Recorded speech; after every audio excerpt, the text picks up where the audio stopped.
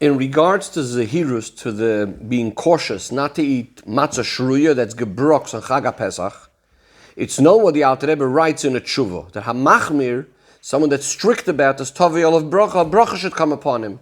The Alter Rebbe explains, because Taimer Rabbi Ika B'Milsa, there's a very great reason, an important reason to be careful from gebroks, because there could be an issue of Yerachshash, Isser Doiraisa. There's a concern that one may end up doing an Isser Doiraisa, that is, of course, if some unbaked flour comes in contact with water, etc.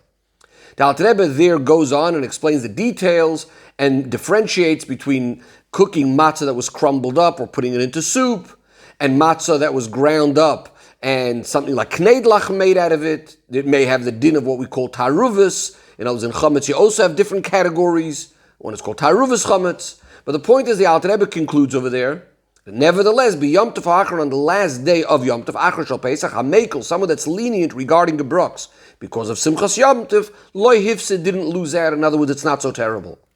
Practically, however, the Rebbe says, we saw the Anhaga, the conduct of Rabbi Seinu Nesienu, our Rabbeim, that in the Seudis of Achar Shal Pesach, not only were they Mekel, not only were they lenient, but they were particular to eat matzah shruya, to eat gebroks. The Rebbe says, if this is true regarding every minig Yisrael, that we say Torah, that every minig is considered Torah, how much more so this is in regards to something that was done b'pirsum publicly by Rabbi Seinu Nesienu, and this is going to be the theme of our Sicha, explaining the point of why they ate gebroks. The Rebbe says, seemingly we would be able to explain it, that the point of why they did this was to be mahader, to be careful not about eating the gebroks in connection to Achar Shal Pesach, but it was more about having the extra Simchas Yom Tov. However, the Rebbe says we can't say this, because in addition to the fact that we don't find by other Yomim Tovim some sort of minhag that would be similar to this, if it's because of Simchas Yom Tov, then seemingly we should have some sort of minhag like this also in regards to Sukkos and Shavuos. But in addition to this, the Alter Rebbe, all the Alter Rebbe says is HaMekel, someone that's lenient because of Simchas Yom Tov, he wants to have gebroks, Lo Hifsid, he didn't lose out. That means not only is it considered a leniency in the special care that we need to take on Chag HaPesach, but furthermore, the Alter Rebbe only says, Lo Hifsid, you didn't lose out. But not that it's as if there's any benefit in doing it, not as if there's any hidur to do it because of Simchas Yom Tov. So therefore, we once again have the question of why the Rabbeim would do this. The Rebbe suggests now that perhaps we could say another thing, that the reason they had this conduct was to be able to make they want to make a differentiation between the day of Achar and Shal Pesach, which of course Achar Shal Pesach is a day that's added in Chutz La'aretz because of the Sveika de Yomim and so on. They wanted to make a differentiation between this last day of Yom Tov and the first 7 days, which are the days that are Medoi Raisa, etc., etc. Again, the Rebbe says it's difficult to say that just because of making this differentiation, they should be mahader, they should be extra careful to eat shruya, to eat gebroks, especially, says the Rebbe, that we saw the anhag of Rabbi Seinu Nesienu, of our Rabbeim, that they were medayik, they were particular to eat gebroks with every dish, with every food. The Rebbe says if it was only to make this heker, to make this differentiation, you wouldn't have to be b'chol meichel in every food. The Rebbe says simply we could say that since the Alter Rebbe paskins that HaMekel, that someone that's lenient because of Simchas Yom Tov Lo Hifsid, he doesn't lose out, this itself is the reason why the Rabbeim were mahader to have gebroks on Achar Shal Pesach, in order to emphasize the chidush and the hira of the Alter Rebbe. The Rebbe finds a similar case to this. The Rebbe says we find such a thing in the Gemara, that we had Rabbi Acha Berei Derava. He would be particular to take a particular type of hados. It was a hados that was two of the leaves coming out of one stem, and the third leaf coming up from a little bit lower, going up on top of the other two. Different to the regular hadassim, which are supposed to be coming 3 out of the same stem. Why did he do this? Because this was the opinion of Rav Kahana. And even though Rav Kahana himself didn't say that that's a better sort of hados, he just said, afilu, even a hados that has 2 and 1 is kosher. But surely if they have all 3 coming out of one stem, of course it's kosher. And nevertheless his Talmud wanted to be mahader, to do exactly like his Rebbe said, Rav Kahana, because his Rebbe said this, he wanted to show this hayrah. In a similar way, we could say that Rabbeim wanted to specifically do what the Alter Rebbe is saying is okay. However, again, the Rebbe says, since the fact that the Rabbeim did this b'chol meichel u'meichel in every single dish and every single food, it's understood that it's not only because of this idea of hoyel v'nofik, since it came out of the mouth of the Alter Rebbe, but it must be connected and relevant to the whole idea of what Acharon Shel Pesach is all about, and therefore also connected to all of the details of Acharon Shel Pesach, including the foods of Acharon Shel Pesach. The Rebbe says this is similar to what we discussed once. In the Diuk Halashon, we say, Minig Yisrael Toirahi. What does that mean? It means not only that a minig has the power, the strength of Torah, like we say, Minig Aviseinu B'Yadeinu, or Al Tashanu Minig Aviseichem, as a famous Chuvas Harashba, and this, that we need to be careful with the minhagim. But it's more than that. The minig is a Torah, means it's a hayra. The minig is coming to show the content, the special idea of whatever the minig is related to. In our case, this minig is coming to show us what Acharon Shel Pesach is really all about. So the Rebbe explains, we could say the Nekudas Habir, B'Zeh B'Pnimi Yisrael according to Chassidus as follows. It's known the difference between Pesach and Shavuos in regards to Chametz. Pesach, of course, Chametz is absolutely forbidden. On the other hand, Shavuos, not only is it permissible, but it actually becomes a chiyuv. This is in the Beis HaMikdash, there was the Shtei HaLechem, the 2 loaves that specifically had to be baked chametzdik. Furthermore, not only do you have to make this chametz, but they were the one that became the matir for the other menachos. In other words, before you were able to bring any other meal offerings, flour offerings from wheat in the Beis HaMikdash, the first thing that had to be brought was these chametzdike loaves on Shavuos. Now these other loaves are going to be matzah, the other menachos, and yet this chametz becomes the matir for these other menachos. How do we understand this? Says the Rebbe, chametz generally represents on hagbah, hisnasos, holding oneself high, haughtiness, etc., which is of course the source of all evil, and therefore Pesach. When Yidden are holding just by Yitzias Mitzrayim, the beginning of the Avodah, at this point they're running away from chametz to the extent that lo yirah, it cannot be seen, it cannot be found. Whereas on Shavuos, which is coming already after the whole Seder Avodah that the Yidden had in Sfiras Omer, when they were working on refining all of their 7 midos of the Nefesh HaBahamis, including all of the details of the midos, Chesed, Shebeh Chesed, and so on. At this point, Chametz is not only isn't it a contradiction to Avodas Hashem, but on the contrary, we're at a state that you could utilize the Chametz itself in Avodas Hashem, in Avodah of Torah and Mitzvahs, and since you can, therefore you need to. An example for this would be Vayigba Liba V'Darkei Hashem, where a Yid is walking proud in the ways of Hashem. Because the ultimate idea is when we take the darkness and we transform it into light. We take the darkness itself and we utilize it. And this is why once we come to Shavuos and we have the ability to do that, then we say we specifically use the chametz. Says the Rebbe, in a similar way we could explain also the idea of Acharon Shel Pesach. When we're holding at the time of Acharon Shel Pesach, and Acharon Shel Pesach, we counted already all the 7 details of the first and main sphera, which is Chesed. So we start off with Chesed, Sheba Chesed, Gvura, Sheba Chesed, and at the point of Acharon Shel Pesach, we now counted all 7 midos within the first midah of Chesed, down to Malchus Sheba Chesed. Chesed generally is called a midah that goes along with all the other midos, so it's considered a very main midah. And that's when we're going to be eating the Su'udas of Acharon Shel Pesach, is already after we counted the Sphira, both the Su'udah of the night and the Su'udah of the day. That means we already we achieved already a bitter in one of the midos, and in a klal, in other words, in the whole general midah with all 7 aspects of it. In this case, we're speaking about Chesed, so we went through Chesed, Sheba Chesed, and Gvura, Sheba Chesed, and so on. So even though, of course, we're not holding it at that same level as Shavuos, that we were able to take the chametz itself and accomplish with it a matter of kedusha and mitzvah, because we didn't actually go through the individual detailed bitter of all the specific midos, that means all 7 midos, as they're included of all 7. However, since we generally did finish already 1 midah properly with all 7 details, so at this point we don't at least have to be as careful, as cautious in the avodah of matzah. Meaning, what's matzah? Matzah is lechamoini, the bread of affliction, the bread of poverty, which represents bittul and iskafi. So we don't have to be so careful, in other words, to be cautious with it, that it shouldn't even have the tiniest chashash consideration that by making a brach, something might go wrong with it. Rather, at this point, we have the ability in Avodas Hashem to utilize even something that's not betachlis with the ultimate bittul and lowliness. And this is why, since we have the koyach to do this already, as we said, if you have the koyach to do it, if you're able to do it, then you need to do it. And that's why the Rabbeim were mahader, were particular to eat matzah shruya, to eat gebraks, to the extent that, just as in the simple sense, like the Alter Rebbe says, that the matzah shruya is creating the mitzvah of Simchas Yom Tov. So now it's the gebrocks itself that's creating this mitzvah.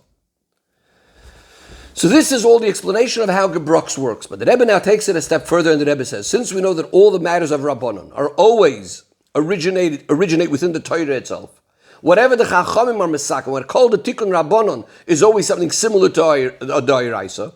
So the Rebbe says we could say a similar thing in our case as well. That this idea of how we eat matzah on Acharon Shal Pesach comes from, or is similar at least, to a certain idea of matzah, Midoiraisa, what happens on Shvi Shal Pesach. And the Rebbe explains. We have a pasuk, Sheishis Yomim Toichel Matzos, for 6 days you should eat matzah, on the 7 days, Atzeres LaHashem Elokecha Yom Tov for Hashem. From this the Chazal learn, because it says 6 days you should eat matzah, so what about the 7th day? The 7th day is optional. And then the Chazal extend that further and say, and just like the 7th day is optional, really the first 6 days are also optional. That means all the days of Pesach, besides for the first night, it's optional to eat matzah. The first night, of course, it's a mitzvah. So really, all the days are optional. But nevertheless, since we learned this from Shvi Shal Pesach, it's understood that the main idea of Rishus, of matzah being optional, is primarily on Shvi Shal Pesach. And from Shvi Shal Pesach, this is going to impact. And this causes this, that we have this also in the first 6 days of Pesach as well. Chassidus explains, this idea that on Shvi Shal Pesach matzah is a Rishus, is actually a positive thing. This is bringing out the greatness of Shvi Shal Pesach. That means this itself that we're being told, that eating matzah as a reshus represents the idea that the eating matzah of Shvi Shal Pesach reaches to a higher level than the madrega that can be reached through eating matzah on the first night when it's an obligation. In other words, when something is a reshus, according to Chassidus, it's actually reaching to a higher level. The Rebbe says this is similar to what Chassidus explains about Ma'ariv, where we say Tfilas Arvis is reshus. Now this is as far as the level that it reaches up above. But just like what it reaches up above and what it draws down below, so too in Avodas Adam, the Rebbe explains. What does Achilas Matzah, if it's an obligation or a mitzvah, represent? That means that a person on his own is not really yet holding completely by this Avodah of Matzah, by this Lechem Oini. In other words, he's not completely bottled to the fullest extent, completely up to the Avodah of Iskafia. And therefore, he has to be told that he's obligated to do this. This is a mitzvah for him to do it. He has to be careful about this. Whereas when we say that it's a reshus, what does this mean? In other words, we're leaving it up to the person's own decision, to the person himself. That represents we're completely relying on this person already. In other words, we don't have to obligate you. We don't have to warn you and tell you to be cautious and careful in the avodah of bittul. Rather, the avodah of eating matzah bittul became something that's on your own. You could achieve it and manage it, and you will manage it on your own. That's what reshus represents. The Rebbe says this is connected with the idea that it's actually the 7th day of Pesach. Similar to what we said before about Acharon Shal Pesach. In Acharon Shal Pesach, we spoke about the idea that we counted already the 7th Sphira. We finished being Mevarer, the first of the 7 Midos. And we said that because of that, we're holding it a state already where we could deal with. And we're Mahadar with the Matzah Shriya, with the Gebroks. In a similar way over here. By Shvi Shal Pesach, since it's the 7th day, from the first night of Pesach, when Hashem reveals himself with his great glory and takes out the Yidden from Mitzrayim. And therefore, Chassidus explains that this is why the dough of Aviseinu, of our ancestors, didn't manage to rise. It's because of this great Gili Elikus that happened at that first night of Pesach.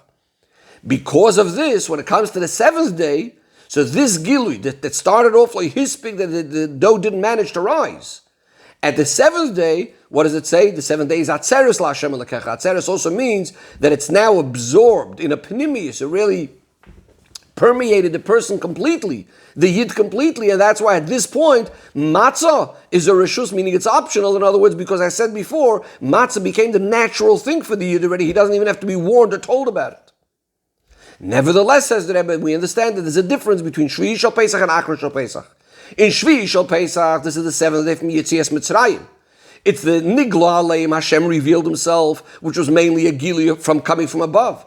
Just like it was simply, says the Rebbe, that Kriyas Yamsuf, actually, which was on Shvi Shal Pesach, is the conclusion, the culmination of Yetzias Mitzrayim, because up until then there was still the fear of Mitzrayim on them. So when it comes the 7th day from this great Gili Mulmaila, when that becomes in a way of Atzeres, when that now becomes completely part of the Yid, so what happens on Shvi HaPesach? The Yid are now saying Shira, they're singing to Hashem and so on. And therefore, at this point, the idea of Achilas Matzah completely became part of the person, and that's why we say it's a Reshus, it's optional, it doesn't even have to be warned about it or told about it. This is Shvi HaPesach, which is the seventh day from the first night of Pesach. On the other hand, Acharonim Pesach, which is the seventh day from when we start counting Sfira Sa'omer, this is the avodah coming mainly from the person, the bitter of the person in his own 7 meters and his character traits. And again, like it was the first time, simply by the story of Yetzias Mitzrayim, where we're told that at Yetzias Mitzrayim, the Yidden on their own started counting the days to Kabbalah Satoida when they're going to be able to do what? Serve the Eibishter, avodah, tav, dunetzalikim, Allah harazeh. So when we're holding at the seventh day of Sfira Sa'omer, of the avodah of the person, so then this avodah of eating matzah, which represents the idea of the bittul, getting rid of the yeshus, is not only like Shvi HaPesach, where we say it's a rishus, but in Acharonim Pesach we have something even further than that, something more than that. We could already eat and be mahader to eat matzah sharuya de gebroks, which technically should have a chashash, has some sort of concern of chametz, but at this point we're able to elevate even this level into avodas Hashem, as mentioned before. The Rebbe says, up until here we explained one aspect of Acharonim Pesach, in other words, the Sfira aspect of Acharonim Pesach. We're now concluding the Sfira, the bitter of the first of the 7 midos, the first of the 7 Sfiros. We completed Chesed of Sfira Soimer. But, says the Rebbe, it's understood that this minig of to be mahader, to have gebroks, also has something to do with the general idea of Acharonim Pesach, a day which, as its name implies, is concluding the Yom Tov of Zman Cheruseinu Chag HaPesach. In other words, it has to be also to do with this Yom Tov of Acharonim Pesach, not only with the Sfira. And so too, as the Rebbe is going to explain soon about Shvi Pesach as well. Says the Rebbe, we're going to understand this based on a word of the Tzemach Tzedek, which the Frierdiker Rebbe brings in his Sichas. And this is what the Tzemach Tzedek says. The last day of Pesach we call by the name Acharonim Pesach, which means that Acharonim Pesach, the last day of Pesach, is the culmination of that which started on the first night of Pesach. The first night of Pesach is our Yom Tov that Hashem redeemed us out of Mitzrayim. This is the Geula Rishona, the first Geula through Moshe Rabbeinu, which is the Goyal Rishon, the first Redeemer. This was the beginning.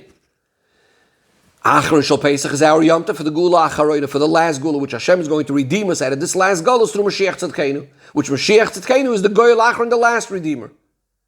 The first day of Pesach is Moshe Rabbeinu's day of Simcha. Acharonim Pesach is Mashiach Simcha day. This is what the Tzemach Tzedek says. In other words, what's Tzemach Tzedek telling us?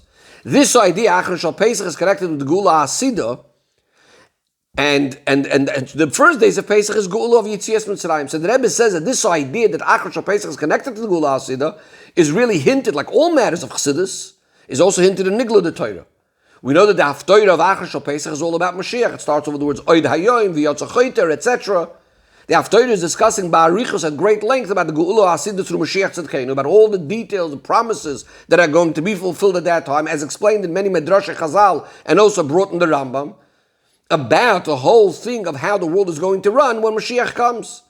How it's all going to be as described in this Haftorah. V'gar Zevim Keves, the wolf is going to live peacefully with the lamb, and Kimol Oretz Deis Hashem, the world will be filled with the knowledge of Hashem. About the Kibbutz Goli, the ingathering of the exiles, that's described in the Psukim of the Haftorah as V'hoya Bayemu. On that day, Hashem is going to acquire the remainder of His people, and everyone's going to get together, even from the furthest islands, etc. We also know that it's known that the Baal Shem Tov would have a special minig of eating 3 Sudas in Acharonim Pesach. The third Suda, which was before evening, was called Sudas Mashiach. And this is all because of the same reason, because on Acharonim Pesach is shining the Gilui of the Aura of Mashiach. So now the Rebbe is going to explore the difference between the two Geulos, Geula of Mitzrayim and the Geula through Mashiach. A general difference, says the Rebbe, between these two types of Geula, the first Geula out of Mitzrayim and the Geula Acharonim Hasidah Lavoi. Says the Rebbe, by Yetzias Mitzrayim, it says, Ki Baracham, the people ran away, they escaped. The Alter Rebbe explains this because at that point the Ra, the evil inside of them, was still very, very strong, and therefore they had to escape the Ra. They had to escape Tumas Mitzrayim. And it's in this state that the Yidden were, up until Kriyas Yamsuf, as it's understood from Pashtus or Yonim, that up until then they were still scared of Mitzrayim, as we mentioned before. And this is why we say lo yisoichal olav shivas yomim, lo yisoichal olav chametz, shivas yomim toichal olav matzos lachem oini, ki b'chipazon yatzasem eretz Mitzrayim. You're not allowed to eat the chametz. You have to eat the matzah because you rushed out of Mitzrayim. In other words, this is why we're so careful. We have to be so careful from chametz, and we're rushing. Because this idea of running away is this avoida, this is the avoida of bittul, of iskafi. We're still dealing with the bad, and we have to, we can't transform it yet. So we're running away from it. It's the idea of, so the matzah aspect of it is still in a way of bittul and iskafia. On the other hand, the geula acharonim l'asad lavei, it says, lo b'chipazon tetzei, you're not going to rush out. Because at that point, Hashem is going to remove all the impurity from the world. There is no mitzias of ra left. There is no tumah from which we need to run away. And since Achar Shal Pesach is the Yom Tov that's connected to the Gula Acharonim, and that's when Har of Mashiach is shining, this is why we don't need to be as cautious anymore from the Matzah Shruya, because we're standing at a level higher than this. Furthermore, the Rebbe says, in the Gula Acharonim, in addition to the fact that there won't be any impurity in the world, Hashem will remove all the impurity, there won't be any Ra, but furthermore, there's going to be the ultimate of Ishapcha, the ultimate of transformation. The Pasuk says, again, in the Haftarah of Achar Shal Pesach, V'shia sheyoinek, a little baby is going to be able to play at the hole of a snake. V'amuras tzifoini, g'mul yodoy, he's going to be able to stretch out his hand over either the eyeball of a snake or again the hole of a snake. And so too the nachash, which is called tzifoini over here, the Yetzer Hara is going to be transformed into good. And our Ara and a Gili of all of this is drawn down in Achar Shal Pesach. It says the Rebbe said, this is why we're mahader to eat gebroks and in all of the foods. Because this idea, the chashash of matzah shruya, is at this point being transformed into good, into kedusha, and can be utilized in avodas Hashem and besimcha, starting with simchas Yom Tov. The Rebbe says this idea is also expressed in a halacha and nigla de Torah.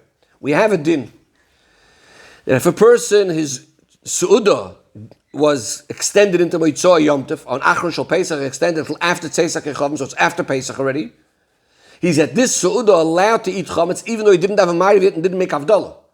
That means it's the su'udah of Achar Shal Pesach and he's eating chametz. Even though he's going to say in Birchas HaMazon, b'yoyim chag hamatzos. So of course in this case we're talking about that it's after the Zman, but the point is that he's still part of the su'udah of Achar Shal Pesach and he's going to still say yom chag hamatzos and he's eating chametz. The Rebbe says, we know generally in Torah we have things in a more general way, and then you could break it down and say more specifically we have the same idea in a more miniature way. So the Rebbe says the same thing over here. This that we said before, that the first night of Pesach is the Yom Tov of the Gula Rishoni Yetzias Mitzrayim. The end of Pesach, Achar Shal Pesach, is connected with the Gula Hasidah. So really, you could say this is in a more general way, this is the difference between the first 2 days of Yom Tov of Pesach and the last 2 days of the Yom Tov of Pesach. That means that really even Shvi Shal Pesach, which is the ending of Pesach, is already also connected to the Gula Hasidah. In fact, the Rebbe says in Eretz Yisrael, it's mamish the end of Pesach, and that's when they have Sudas Mashiach on Shvi Shal Pesach. The Rebbe says, this is also expressed in the fact that it was specifically at Kriyas Yamsuf, which is of course on Shvi Shal Pesach. This is when Mitzrayim and Klippas Mitzrayim was completely nullified in a way that not one remained of them. This is similar to the bittul, to the nullification of Ra and the removal of the Tum in the general world. That's going to be La'asad Lavoi when Hashem will remove all impurity from the world. So too says the Rebbe regarding the idea of elevating the sparks of Mitzrayim, refining the sparks of Mitzrayim, that again the shleimus of the bitter of all the sparks of Kedusha of Mitzrayim was at Kriyas Yamsuf. That's why at this point they're being told, Lo Yisei Sifu, you're never going to see them again. We say that the spoils of the Yam was greater than the spoils of Mitzrayim. Again, this is similar to the Shleimus HaBitter, to the ultimate bitter, in its most complete way of all the sparks of Kedusha Shemachal Oilam, which is going to be when Mashiach comes.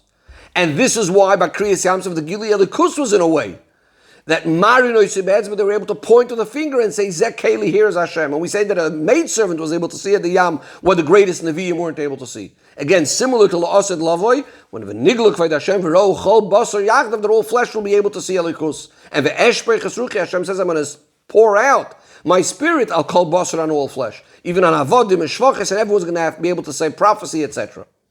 And the Rebbe says, so too by Kriyas Yamsuf was achieved in the world also the idea of Ishapcha. Because it says, there was the cloud and the darkness, and it illuminated the night. In other words, the Choshech itself was shining, was illuminating, similar to the way it's going to be lost in Lavoi when we say, V'laylo kayoim yor. Says the Rebbe, we could say that also this idea, the connection of Shvi Shal Pesach to Gula Hasidah, is also connected to what we said before, that in Shvi Shal Pesach, Achilas Matzah is Rishus, is optional. Because this Hamshacha and Gili of Shvi Shal Pesach, that brings from other places of Chassidus, is actually called, this great Gili is called Rishus, which means optional, literally, simply, but it's called the world of freedom. In other words, the world is not it's the opposite of a restriction or an obligation, is the world of freedom, the world of Geula. So it's similar to the idea of Machilas Matzah, which is Rishus. And the Rebbe says this idea, this Oifen Avoid of Rishus, is similar to the Avoid that's going to be in the time of La'asid Lavoi, which says about them, Shonim Asher Toimar Ein Li Bohem Chayfetz. Years it's going to be that a person is going to say, I have no pleasure in them. The Gemara explains, because She'ein Bohem Lo Yischuz V'Lo Yichayvet, it's going to be a time where you're not benefiting through your merits, or the opposite, through Chayva. In other words, we're standing a level higher than that. It's not there isn't the obligation anymore. And generally, he says that this is going to be the time when Lo Yishon, Lo Yirav, Lo Milchama, no hunger, no war, no jealousy, no competition. The whole world will only be occupied only to know Hashem. As the pasuk says, Kimallah, it's Hashem, Kimallah, it's Deus Hashem. The world will be filled with the knowledge of Hashem. Kamayim liyam achasim.